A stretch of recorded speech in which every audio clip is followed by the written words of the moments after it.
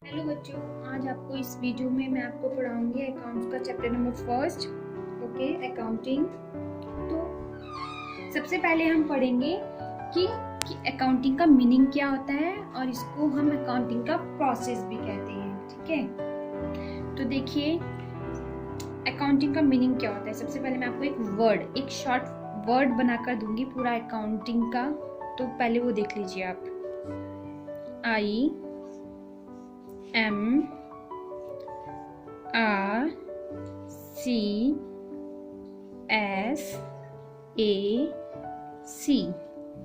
ये एक वर्ड है, इसी से हम अकाउंटिंग पढ़ेंगे। इसको दोबारा रिपीट कर लीजिए, IMRCSAC। अब मैं आपको इसकी मीनिंग बताती हूँ। देखो, आई मीन्स क्या होता है। Identification of business transaction, identification of business transactions. तो देखिए, सबसे पहले हम क्या करेंगे, सबसे पहले हम आइडेंटिफाई करते हैं कि हमारी बिजनेस की ट्रांजैक्शन क्या है। अगर आप बिजनेस स्टार्ट करोगे तो आपको पहले अपने बिजनेस की ट्रांजैक्शन या फिर अपने बिजनेस से रिलेटेड कोई भी गतिविधियां हैं, तो सबसे पहले आप उसको आइडेंटिफाई करोगे। हमें सबसे पहले क्या करना होता है, अगर हम अपना बिजनेस स्टार्ट कर रहे हैं तो हमें अपने बिजनेस की जितनी भी गतिविधियां हो रही हैं, जितनी भी ट्रांजैक्शन हो रही हैं, सबसे पहले हम उनको आइडेंटिफाई करेंगे। ठीक है, उसके बाद है, ये हो गया हमारा आइडेंटिफिकेशन। अब सेकंड है measurement in money term. Okay, तो देखिए उसके बाद पहले मैं लिख देती हूँ, मेजरमेंट इन मनी टर्म। ठीक है, तो देखिए फिर उसके बाद आप उस ट्रांजैक्शन को मनी के टर्म में मेजर करोगे कि आप उसमें, मतलब जो भी हमने ट्रांजैक्शन किए उसमें पैसों का क्या प्रभाव पड़ा है। ठीक है, सेकंड में पहले हम आइडेंटिफिकेशन करेंगे अपने बिजनेस की, ठीक है, ट्रांजैक्शन से रिलेटेड। उसके बाद हम उस ट्रांजैक्शन से मतलब उस ट्रांजैक्शन में कितना पैसा लगा है, कितना पैसा आया है, कितना पैसा गया है, वो हम मेजर करेंगे। ठीक है, उसके बाद थर्ड है आपका रिकॉर्डिंग।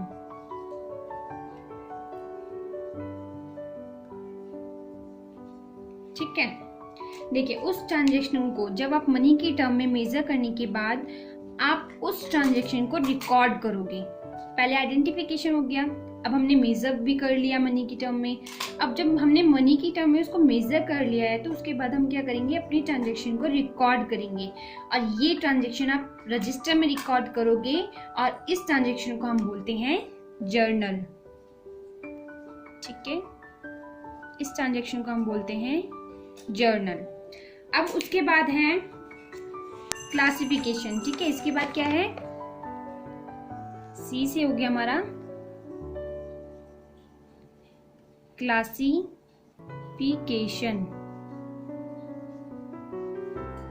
ठीक है, क्लासिफिकेशन क्या होता है, देखो उसके बाद जब हम रिकॉर्ड कर लेते हैं, जब हम अपनी ट्रांजैक्शन को रिकॉर्ड कर लेते हैं, किसी भी ट्रांजैक्शन को रिकॉर्ड करेंगे तो उसके बाद हम उस ट्रांजैक्शन को क्लासिफाई करेंगे। हमें उन ट्रांजैक्शन को क्लासिफाई करना पड़ता है। जैसे मैंने एक क्लास में बच्चों को कहा कि एक क्लास में जितने भी बच्चे, मैंने उनको कहा कि लड़के एक साइड हो जाओ और सारी लड़कियां एक तरफ हो जाओ। ठीक है, तो इसी तरह से हम अपनी ट्रांजैक्शन को रिकॉर्ड करने के बाद उनको क्लासिफाई करते हैं। जैसे हम बोलते हैं लेजर। ठीक है, जिसे हम क्या बोलते हैं, लेजर। ये भी हम अब बाद में पढ़ेंगे। ठीक है, अब क्लासिफिकेशन के बाद क्या है, समराइजिंग। समराइजिंग करेंगे। ठीक है, तो देखिए फिर जब हम क्लासिफाई कर लेते हैं अपनी ट्रांजैक्शन को, तो उसके बाद हम उसकी समरी बनानी पड़ती है। ठीक है, हमें क्या बनानी पड़ती है, उसकी समरी बनानी पड़ती है। अपनी सारी रिकॉर्डिंग की एक समरी बनाई जाती है, तो उनको कहते हैं समराइजिंग। ठीक है, अब उसके बाद देखो क्या हो गया, उसके बाद है दिख नहीं रहा है ना, एक मिनट। इसके बाद है एनालिसिस। ठीक है, एनालिसिस और इंटरप्रिटेशन भी हम बोल देते हैं, इंटरप्रिटेशन भी एनालिसिस को ही बोलते हैं। तो देखो, जब हम अपनी समरी बनाते हैं, समरी बनाने के बाद उसे हमें पूरा एनालाइज करना पड़ता है। ठीक है, और मैं आपको बताया कि इंटरप्रिटेशन को भी एनालाइज ही बोलते हैं। तो एनालाइज मीन्स क्या होता है, हमने भी ट्रांजेक्शन को रिकॉर्ड किया है उसको दोबारा से एनालाइज करना। ठीक है, उसको अच्छे से दोबारा से स्टडी करना, उसी को बोलते हैं एनालिस। ठीक है, अब देखो सबसे लास्ट में हमारा, जब ये सब हम कर लेते हैं, आइडेंटिफिकेशन कर लेते हैं, मेजरमेंट कर लेते हैं, रिकॉर्डिंग कर लेते हैं, क्लासिफिकेशन कर लेते हैं, समराइजिंग कर लेते हैं, एनालिसिस कर लेते हैं, सबसे लास्ट में हमारा आता है कम्युनिकेट टू द यूजर। ठीक है, सबसे लास्ट में हमारा क्या आता है, कम्युनिकेशन टू द यूजर्स। ठीक है, तो देखिए अब हमने ये सब चीज़ें कर ली है। ये था आपका स्टेप नंबर 1। मैं आपको स्टेप वाइज पढ़ाऊंगी। ये था आपका स्टेप नंबर 1। आपने इसमें समझ लिया कि अकाउंटिंग होता क्या है। ठीक है, अब मैं इसके बाद आपको बताती हूँ अकाउंटिंग के बाद। देखिए, सारी मैं एक चीज़ बताना उसमें आपको भूल गई कि जब हम एनालाइज कर लेते हैं अपने ट्रांजेक्शन को, तो लास्ट में हम क्या करते हैं, उस इंफॉर्मेशन को कम्युनिकेट करते हैं अपने यूज़र को। अब यूज़र्स क्या होते हैं ये मैं आपको थोड़ी देर में बताऊंगी। ओके, तो अब हम कर लेते हैं अपना स्टेप नंबर 2। ये है हमारा स्टेप नंबर 2। अब स्टेप नंबर 2 में क्या होता है कि अकाउंटिंग के कितने टाइप्स होते हैं। ठीक है, अकाउंटिंग के कितने टाइप्स होते हैं।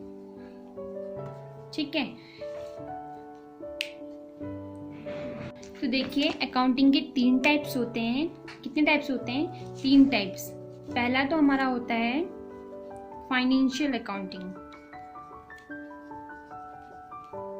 पहला हमारा क्या होता है, फाइनेंशियल अकाउंटिंग।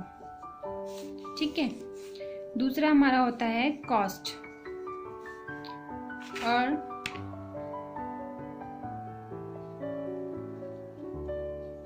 थर्ड हमारा होता है मैनेजमेंट अकाउंटिंग। ठीक है, थर्ड हमारा क्या होता है, मैनेजमेंट अकाउंटिंग। ठीक है, 1 2 3 टाइप्स हो गए।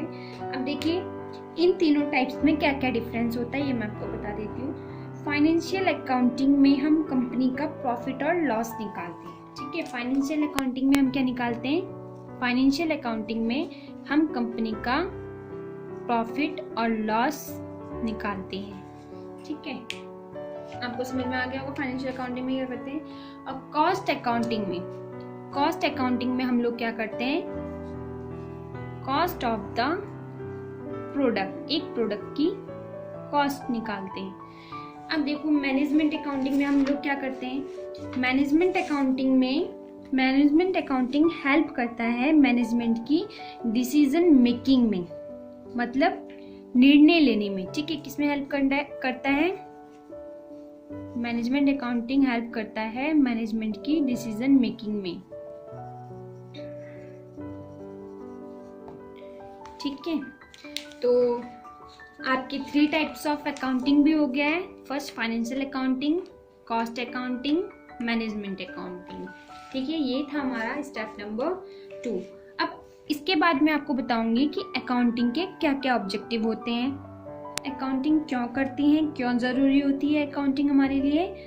ठीक है, और सबसे मेन बात तो ये है कि बिजनेस में हमें अकाउंटिंग करना बहुत ज़रूरी है। और तो देखिए step number 3, objectives of accounting. पहले मैं यहाँ पे लिख देती हूँ अकाउंटिंग के ऑब्जेक्टिव, फिर मैं आपको समझाऊंगी। ठीक है, फर्स्ट है आपका टू कीप सिस्टमैटिक रिकॉर्ड। ठीक है, अब सेकंड है आपका टू कैलकुलेट प्रॉफिट और लॉस। थर्ड है आपका to know financial position. Fourth है आपका to provide information to users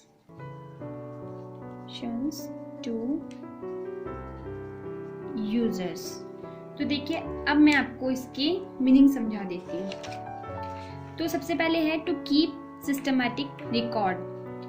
हम अकाउंटिंग करते हैं सिस्टमैटिक रिकॉर्ड को मेंटेन करने के लिए। ठीक है, अकाउंटिंग क्यों की जाती है? अकाउंटिंग इसलिए की जाती है अपने सिस्टमैटिक रिकॉर्ड को हम मेंटेन कर सकें। सेकंड है टू कैलकुलेट प्रॉफिट और लॉस। हम अकाउंटिंग क्यों करते हैं? अपने बिजनेस का प्रॉफिट और लॉस चेक करने के लिए हम अकाउंटिंग करते हैं। थर्ड है टू नो फाइनेंशियल पोजीशन। हम अकाउंटिंग यह जानने के लिए करते हैं कि हमारी बिजनेस की आर्थिक स्थिति क्या है, मतलब उसकी फाइनेंशियल पोजीशन क्या है अभी इस टाइम। ठीक है,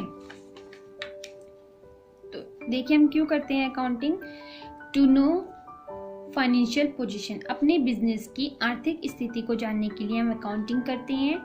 लास्ट है to provide information to users, मतलब हम इसलिए अकाउंटिंग करते हैं क्योंकि हम अपने यूजर्स को इंफॉर्मेशन प्रोवाइड करनी पड़ती है। तो आपको समझ में आया कि अकाउंटिंग हम क्यों करते हैं, उसके ऑब्जेक्टिव्स क्या हैं। एक बार दोबारा से रिपीट कर देती हूँ। फर्स्ट है हमारा टू कीप सिस्टमैटिक रिकॉर्ड। हम अकाउंटिंग करते हैं सिस्टमैटिक रिकॉर्ड को मेंटेन करने के लिए। सेकंड है टू कैलकुलेट प्रॉफिट और लॉस। हम अकाउंटिंग क्यों करते हैं? अपने बिजनेस का प्रॉफिट और लॉस चेक करने के लिए। थर्ड है टू नो फाइनेंशियल पोजीशन। हम यह जानने के लिए अकाउंटिंग करते हैं कि हमारे बिजनेस की आर्थिक स्थिति क्या है, मतलब उसकी फाइनेंशियल पोजीशन क्या है। फोर्थ है to provide information to users. हम इसलिए अकाउंटिंग करते हैं क्योंकि हमें अपने यूजर्स को इंफॉर्मेशन प्रोवाइड करनी पड़ती है। ओके, आई होप कि आपको समझ में आ रहा है। अब स्टेप नंबर 4 में आपको बताती हूँ कि स्टेप नंबर 4 में क्या है। देखिए बच्चों, अब स्टेप नंबर हमारा 4 है। आप बोलोगे मैम अकाउंटिंग के एडवांटेजेस भी होते हैं, कुछ फ़ायदे भी हैं अकाउंटिंग के। तो देखिए मैं आपको बताती हूँ कि हाँ, अकाउंटिंग के फ़ायदे भी हैं। तो इसको हम पढ़ेंगे स्टेप नंबर 4 में। स्टेप नंबर 4 क्या है हमारा? एडवांटेजेस ऑफ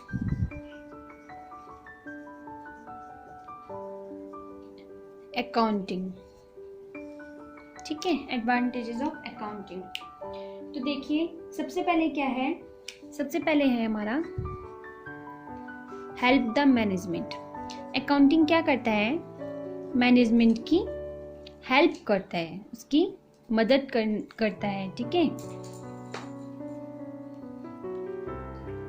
सेकंड क्या है हमारा? सेकंड है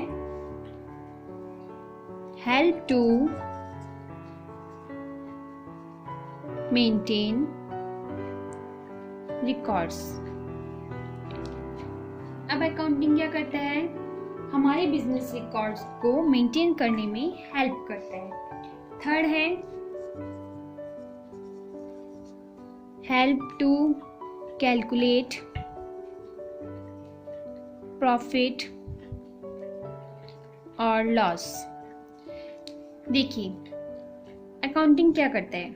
अकाउंटिंग हमारी मदद करता है ये जानने में कि हमारे बिजनेस में कितना हमें प्रॉफिट हुआ है और कितना हमें लॉस हुआ है। ठीक है, ये इसका एडवांटेजेस है। अब देखिए लास्ट है help to know financial position. Help to know financial position. अब अकाउंटिंग क्या करता है? अकाउंटिंग हमारी हेल्प करता है ये जानने में कि हमारी बिजनेस की आर्थिक स्थिति क्या है, उसकी फाइनेंशियल पोजीशन क्या है। तो देखिए आपको एक चीज़ तो बिल्कुल सेम लग रही होगी।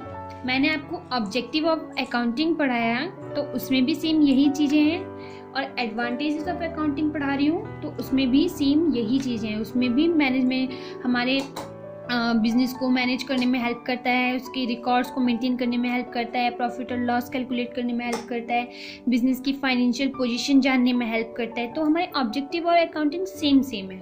ठीक है, अब हम पढ़ेंगे गाइस बच्चों स्टेप नंबर 5। स्टेप नंबर 5 में क्या है?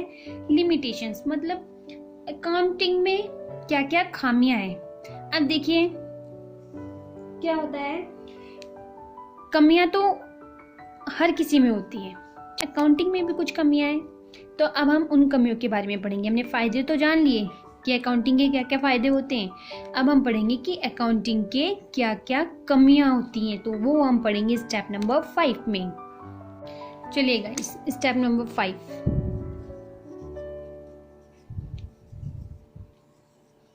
तो पहले मैं यहाँ लिख देती हूँ लिमिटेशंस ऑफ अकाउंटिंग। अकाउंटिंग में क्या क्या कमियां होती है, तो पहले मैं यहाँ पे लिख देती हूँ, फिर उसको मैं आपको समझाऊंगी। तो देखिए सबसे पहले क्या होता है, नॉट फुली एग्जैक्ट।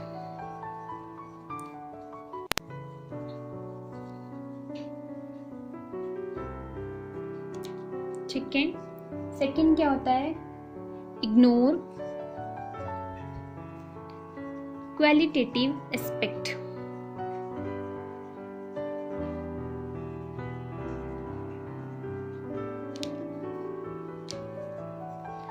थर्ड है हमारा इग्नोर प्राइस लेवल चेंजेस।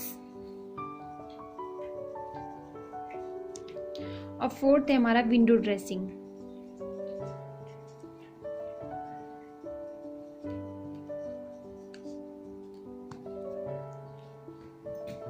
देखिए अब मैं आपको इसे समझा देती हूँ कि ये सब होते क्या है। देखिए बच्चों सबसे पहले क्या है, नॉट फुली एग्जैक्ट। इसका मतलब क्या है, तो ये सुन लीजिए आप। देखिए अकाउंटिंग वो है जो पूरी तरह से संपूर्ण नहीं है। ठीक है, जो पूरी तरह से क्या है, संपूर्ण नहीं है, मतलब it is not fully exact. ये 100% सत्य नहीं है। इसमें हम क्या करते हैं, इसमें हम कई बार अपने एजम्पशन भी लगा लेते हैं। ठीक है, अब देखिए सेकंड है इग्नोर क्वालिटेटिव एस्पेक्ट्स। इसका मतलब क्या हुआ, ये कोई भी क्वालिटेटिव चीज़ों को नहीं लेता है, उसको इग्नोर करता है। जैसे मान लीजिए कि 2 आदमियों में लड़ाई हो गई, ठीक है, जिसकी वजह से फैक्ट्री में काम रुक गया।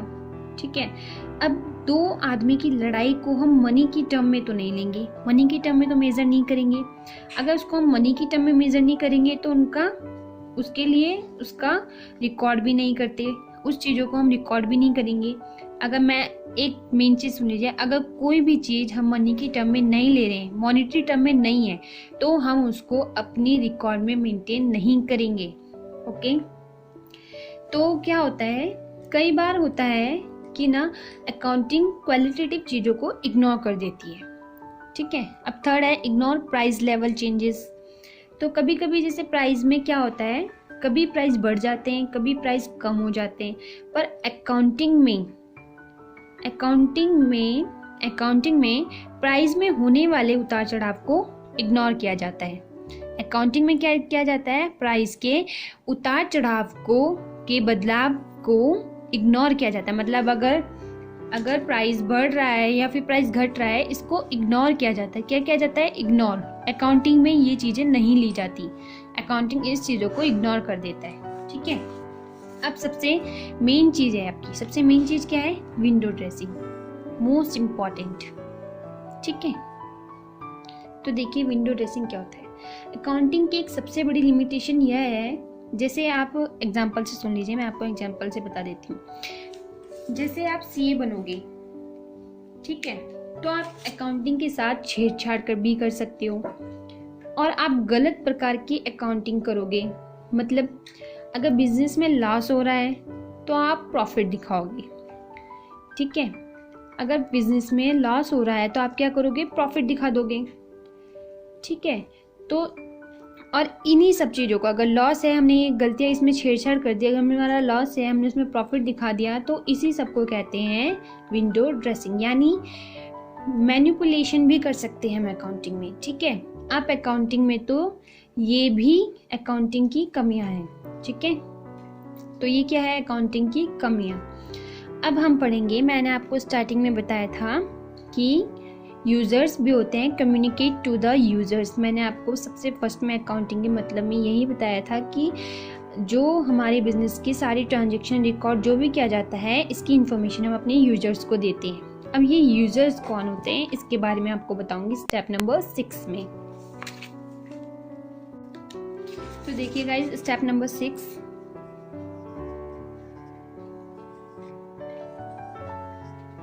अब यूज़र्स कौन होते हैं, ठीक है। ये है यूज़र्स। अब ये यूज़र्स कौन होते हैं, तो यूज़र्स कोई भी हो सकता है, कोई भी व्यक्ति। अब यूज़र्स कितने टाइप के होते हैं, 2 types of users. There are 2 types of users. First, internal user. First क्या होता है, इंटरनल यूज़र। सेकंड होता है external user.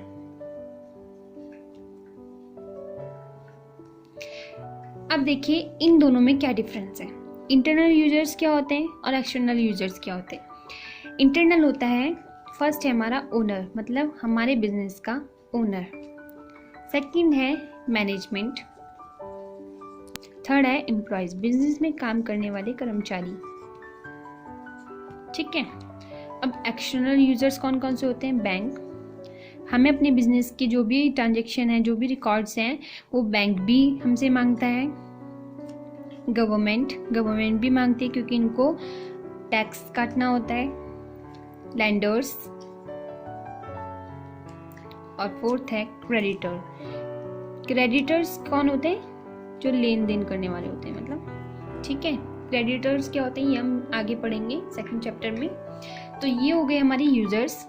How many types of users are there? There are 2 types of users. First is internal users, second is external users. What is internal users? Internal users क्या होते हैं? Internal users जो company के अंदर रहकर काम करते हैं, ठीक है, अंदर बैठे होते हैं, जो कंपनी के अंदर बैठ करके काम करते हैं। एक्सटर्नल यूजर्स जो कंपनी के बाहर होते हैं। और जो हम अपनी बिजनेस से रिलेटेड कोई भी इंफॉर्मेशन है, वो हम इन दोनों यूजर्स को देते हैं, ठीक है।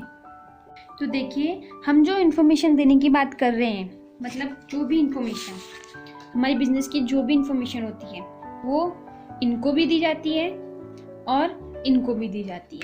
मतलब जो हमारी इंफॉर्मेशन होती है वो दोनों प्रकार के यूजर्स को दी जाती है। अब आपको समझ में आ गया होगा कि इंटरनल यूजर्स कौन होते हैं और एक्सटर्नल यूजर्स क्या होते हैं, ठीक है। तो अब मैं आपको आगे पढ़ाती हूँ बुक कीपिंग। बुक कीपिंग होता है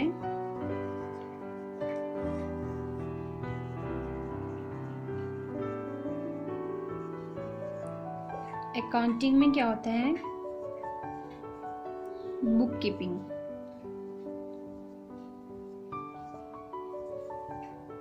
ये एक छोटी सी चीज है, इसको हम जल्दी से समझ लेंगे।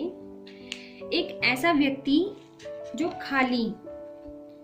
जो सिर्फ ये 4 चीजों पे काम करता है, ठीक है। मतलब IMRC, मैंने आपको जब अकाउंटिंग पढ़ाया था तो ये पूरा पढ़ाया था, ठीक है, इसके आगे भी था।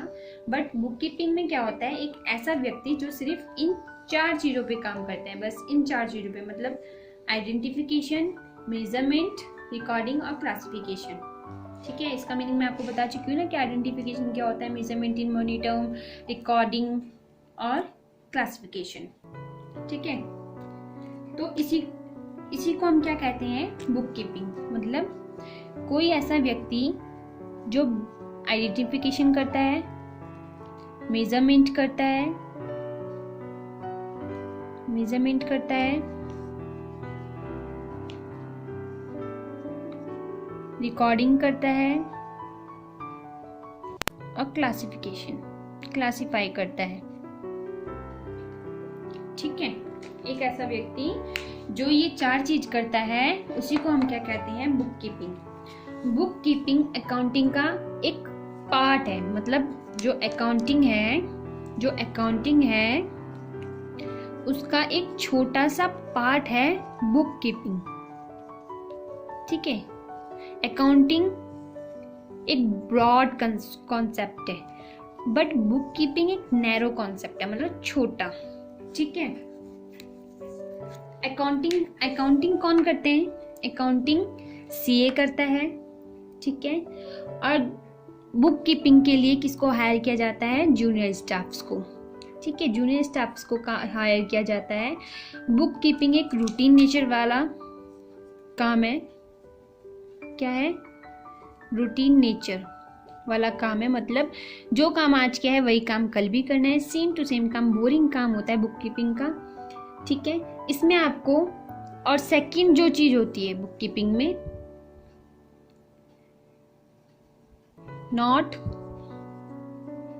स्पेशलाइज्ड स्किल, मतलब आपको कोई भी स्पेशल स्किल होना जरूरी नहीं है। ठीक है, इसमें जरूरत नहीं पड़ती है आपके पास स्पेशल नॉलेज है, स्किल्स हैं या नहीं है, बट अकाउंटिंग करने के लिए आपको स्पेशल स्किल की जरूरत पड़ती है। मतलब अगर हम अकाउंटिंग कर रहे हैं तो हमारे पास एक स्पेशल स्किल होनी चाहिए।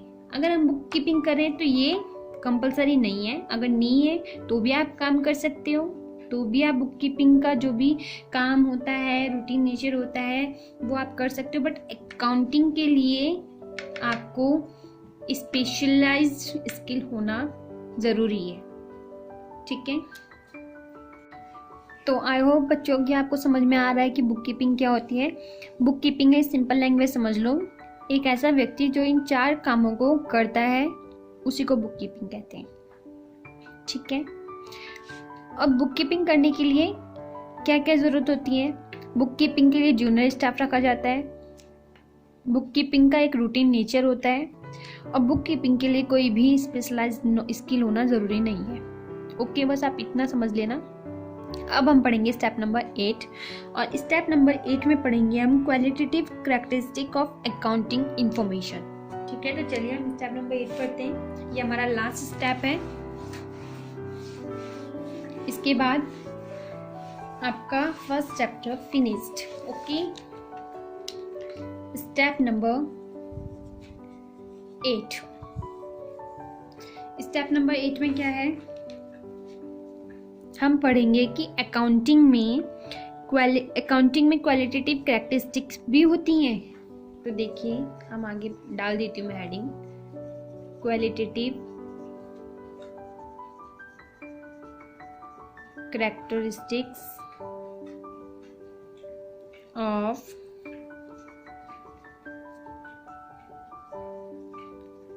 Accounting information.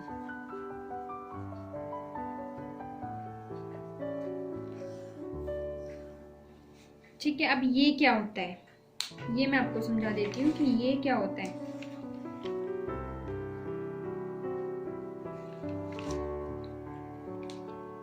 तो देखिए, जो अकाउंटिंग इंफॉर्मेशन होती है उसके कुछ क्वालिटेटिव कैरेक्टरिस्टिक भी होती हैं, मतलब जो इन्फॉर्मेशन हम यूजर्स को देते हैं उसमें कुछ क्वालिटीज़ भी होती हैं।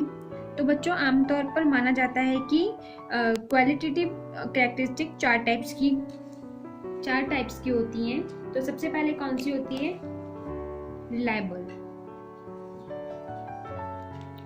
रिलायबिलिटी। अब ये क्या होता है? ये क्या होता है? तो देखिए, एक सबसे पहले रिलायबिलिटी क्या होती है? रिलायबिलिटी का मतलब होता है जिस पर भरोसा किया जाए। ठीक है, इसका मतलब होता है, लिख देती हूँ, जिस पर भरोसा किया जाए।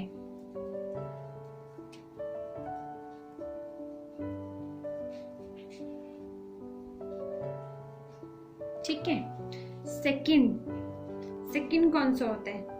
सेकंड होता है रेलिवेंस। अब इसका मतलब क्या होता है?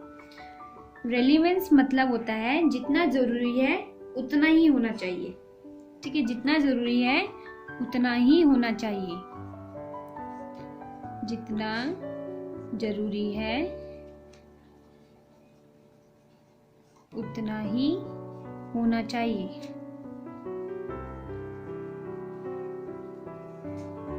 मतलब जितनी इंफॉर्मेशन जरूरी होनी चाहिए उतनी ही हो, एक्स्ट्रा नहीं। ठीक है। अब थर्ड है हमारा अंडरस्टैंडेबिलिटी।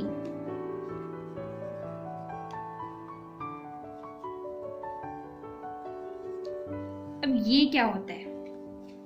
तो देखिए, अंडरस्टैंडेबिलिटी का मतलब होता है इंफॉर्मेशन समझ में आनी चाहिए। जो भी इंफॉर्मेशन हम अपने यूजर को दे रहे हैं उसको हमारी इंफॉर्मेशन समझ में आनी चाहिए। जैसे मैंने एक ऐसी इंफॉर्मेशन दे दी, जैसे अगर आप समझ लो कि आपने कोई भी इंफॉर्मेशन अपने यूजर को दे दी और उसको समझ में ही नहीं आई, तो वो इंफॉर्मेशन तो बेकार है। तो हमें अकाउंटिंग में क्या करना पड़ता है, ऐसी इंफॉर्मेशन अपने यूजर को देनी पड़ती है कि वो हमारी इंफॉर्मेशन को इजीली समझ ले कि हम उसको क्या बताना चाह रहे हैं। ठीक है। तो मैं यहाँ पे लिख देती हूँ, इसको आप नोट कर लेना, आपको याद रहेगा। एक ऐसी इंफॉर्मेशन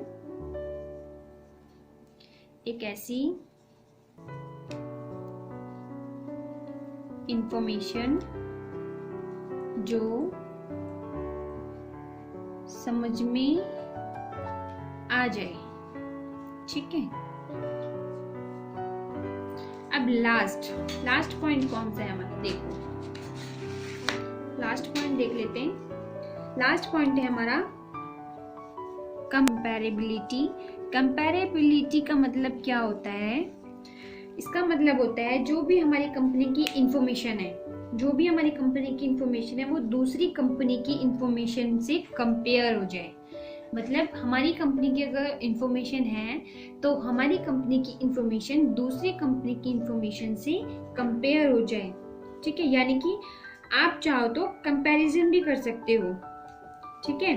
अगर क्या करना है, कंपैरेबिलिटी का मतलब होता है जो हमारी कंपनी की इंफॉर्मेशन है वो इंफॉर्मेशन दूसरे कंपनी की इंफॉर्मेशन से कंपेयर हो जाए। ठीक है। मतलब दोनों इंफॉर्मेशन में कंपैरिजन भी किया जा सके। ठीक है। आई होप कि आपको अकाउंटिंग का मतलब, अकाउंटिंग क्या होता है स्टेप बाय स्टेप मैंने आपको 8 स्टेप तक पढ़ाया है। फर्स्ट स्टेप में मैंने आपको बताया है कि व्हाट इज अकाउंटिंग।